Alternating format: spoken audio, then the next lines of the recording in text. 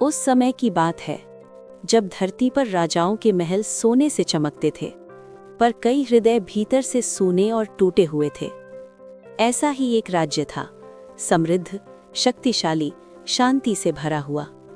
प्रजा सुखी थी, खेत हरे भरे थे, पर उस राज्य के राजा और रानी के जीवन में एक ऐसा अभाव था जिसे न सोना भर सकता था, न शक्ति और न ही राज्य का वैभव, संतान। राजा रणवीर सिंह वीर थे, न्यायप्रिय थे, महादेव के परम भक्त थे। रानी पद्मावती करुणा की मूर्ति थीं, हर दिन शिवालय में दीप जलाती थीं। पर वर्षों बीत गए, हर पर्व, हर उत्सव उनके लिए एक मौन पीड़ा बनकर आता। जब महल में दूसरों के बच्चों की हंसी गूंजती, रानी की आंखें भर आती। रात को जब महल सो जाता, तब शिवलिंग के सामने एक दीपक अब भी जलता रहता। रानी फूट फूट कर कहती, हे महादेव, क्या मेरी गोद सूनी ही रहेगी? श्रावण मास की एक अमावस्या की रात थी। बादल घिरे थे, हवा में अजीब सी शांति थी। राजा और रानी दोनों ने निश्चय किया कि इस बार जब तक महादेव उत्तर ना दे, हम यहाँ से नहीं उठेंगे। 3 दिन, 3 रात, ना अन्न, न जल, केवल शिव नाम। तीसरी रात रानी मूर्छित हो गई। राजा ने कांपते स्वर में कहा, हे भोलेनाथ, यदि मेरी प्रार्थना में कोई दोष है तो मुझे दंड दीजिए, पर मेरी रानी को पीड़ा मत दीजिए। उसी क्षण मंदिर के भीतर एक हल्की सी कंपन हुई। दीपक की लौ सीधी खड़ी हो गई और फिर एक गूंजती हुई आवाज, रणवीर। राजा की रूह कांप गई। शिवलिंग से प्रकाश फूटा, पर महादेव स्वयं प्रकट नहीं हुए। आवाज आई, क्या तुम संतान चाहते हो या केवल अपना वंश चलाना चाहते हो? राजा रो पड़ा, प्रभु, मैं संतान इसलिए चाहता हूँ क्योंकि मैं प्रेम देना चाहता हूँ, क्योंकि मैं चाहता हूँ कि कोई मुझे पिता कहे और मेरी रानी माँ कहलाए। कुछ क्षण मौन रहा, फिर महादेव बोले, तो तुम्हें पहले त्याग सीखना होगा। राजा चौंक गया, कैसा त्याग प्रभु? अगली सुबह राजा और रानी को आदेश मिला, राजमहल के द्वार पर आज एक अतिथि आएगा। यदि तुम उसकी सेवा पूरे हृदय से कर सके तो तुम्हारी प्रार्थना सुनी जाएगी। पूरा दिन बीत गया, संध्या होने लगी और तभी महल के द्वार पर एक बंदर आकर बैठ गया। मैला सा शरीर, आंखों में भूख और चेहरे पर थकान।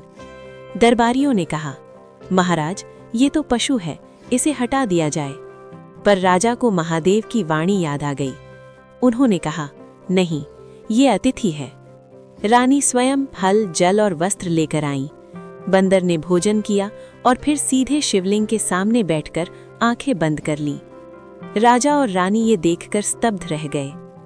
रात भर वो बंदर शिवलिंग के पास बैठा रहा, न शोर, न उपद्रव, सिर्फ मौन। सुबह जब रानी पूजा करने आई तो उन्होंने देखा बंदर की आंखों से आंसू बह रहे थे। वो फुसफुसा रहा था, हे महादेव, इस संसार में कोई मेरा नहीं, बस आप ही हो। रानी की आंखें भर आईं।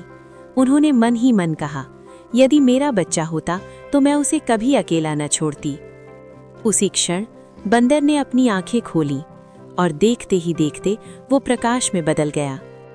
पूरा महल दिव्य प्रकाश से भर गया।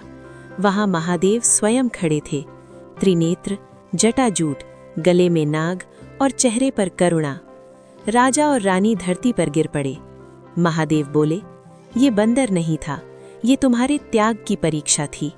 फिर रानी की ओर देखकर बोले, तुमने एक अनजान जीव में भी मातृत्व देखा, यही कारण है कि तुम मां बनने योग्य हो। महादेव ने त्रिशूल भूमि पर रखा और बोले, वर मांगो। रानी कांपते स्वर में बोली, प्रभु, यदि संभव हो तो हमें ऐसा संतान देना जो आपके नाम का दीप बने। महादेव मुस्कुराए, ऐसा ही होगा। फिर उन्होंने कहा, पर याद रखना, ये संतान केवल तुम्हारी नहीं होगी, ये मेरी होगी। जब समय आएगा मुझे इसे बुलाना पड़ेगा। राजा और रानी ने सिर झुका दिया, हमें स्वीकार है प्रभु। कुछ महीनों बाद महल में किलकारियां गूंजी। राजा रानी की गोद भर गई। पूरा राज्य उत्सव में डूब गया। बच्चा बड़ा हुआ। अजीब बात थी, वो बच्चा हर शिवलिंग के सामने अपने आप हाथ जोड़ लेता। उसकी आंखों में अजीब सी शांति थी। सालों बाद जब वो बालक बड़ा हुआ, एक दिन वो अचानक शिवालय गया और ध्यान में बैठ गया। घंटों बाद उसका शरीर शांत हो गया, चेहरे पर मुस्कान थी। आकाश में गूंजा, हर हर महादेव। राजा और रानी रोए नहीं। उन्होंने समझ लिया ये संतान कभी उनकी नहीं थी, ये महादेव की लीला थी। इस कथा से यही सीख मिलती है, महादेव सिर्फ मांगने से नहीं, त्याग और करुणा से प्रसन्न होते हैं।